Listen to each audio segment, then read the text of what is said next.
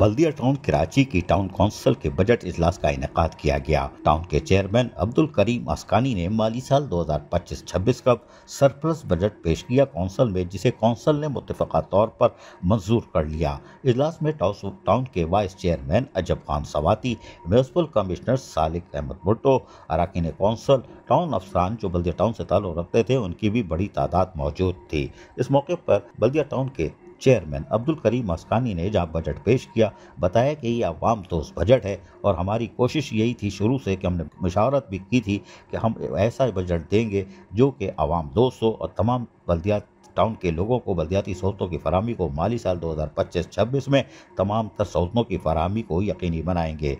इस मौके पर यकीनी तौर पर बल्दिया टाउन के अफसरान और कौंसल के अफसरान ने भी जो मशावरत की थी उसके बाद बाकायदा सरप्लस बजट जो तैयार किया गया था उसको मंजूर कर लिया गया, जबकि बाद में दुआए खैर भी की गई। माशाअल्लाह। अजीज आरिफ, KBS बल्दियाती न्यूज़ कराची। ऐसी ही खूबसूरत वीडियोस फ्यूचर में हासिल करने के लिए रेड बटन पर क्लिक करके और बेल आइकॉन को प्रेस करके हम सबके सब्सक्राइबर बनना मत भूलिए।